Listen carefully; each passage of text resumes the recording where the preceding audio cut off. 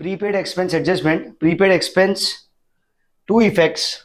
Prepaid expense, if given in adjustment, first effect is deduction from respective expense, trading account debit side और profit and loss account debit side.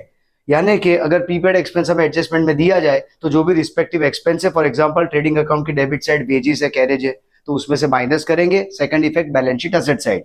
अगर profit and loss account का कोई expense है, for example insurance premium, तो उसमें से minus होगा और बैलेंस शीट असेट साइड उसे डिस्क्लोज करना है. So two effects when prepaid expense is given in adjustment. And if prepaid expense is given in trial balance, it means the expense already subtracted and balance is extracted, so it will be recorded on the asset side of balance sheet. Example के तौर पे यहाँ पे prepaid insurance का case देखते हैं. Question number 13 page 82 पे हर्षा और छाया का केस है, जिसमें ट्रायल बैलेंस एज ऑन 31 मार्च 2017 है, जिसमें हमें इंश्योरेंस प्रीमियम की अमाउंट दी गई है 2000. ब्रैकेट में इंफॉर्मेशन है कि out of which 1200 is for year ended 31 March 2017. Accounting year is 1st April 16 to 31st March 17 and expense is paid up to 30th June 2017. यानी 3 महीने का expense, 3 months expense is paid in advance. तो हमें पहले वो amount को calculate करना है.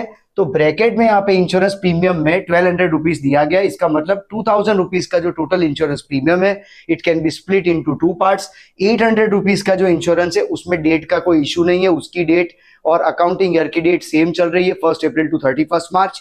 जो दूसरा इंश्योरेंस पॉलिसी है 1200 रुपीज का, उसके अंदर डेट का इशू है कि that will be completed on 30th जून. सो 3 महीने का कैलकुलेशन करना है.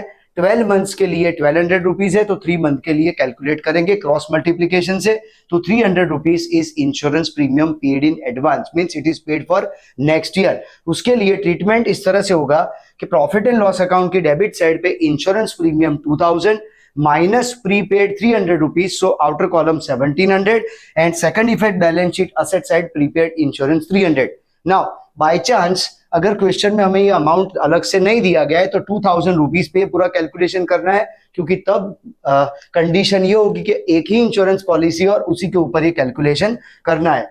हमें डेट्स के डिफरेंस को भी समझना है. यहाँ पे अगर हमें अदर एग्जाम्पल में इंश्योरेंस के लिए बोला गया है कि it is completed on 30th जून, तो 31 मार्च से आगे एक्सटेंडेड पीरियड होगा 30th जून तक 6 मंथ, बिकॉज 4, 5, 6, 7, 8, 9, तो 30 सितंबर तक 6 महीने होंगे.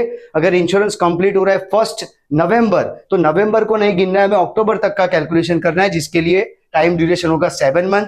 बाई चांस पेड की डेट दी जाए कि इंश्योरेंस पेड ऑन 1 दिसंबर 2016, तो हमें कंप्लीशन की डेट 30th नवंबर 2017 तक पहुंचना है पहले, और उसमें 8 मंथ्स के लिए प्रीपेड इंश्योरेंस का कैलकुलेशन होगा.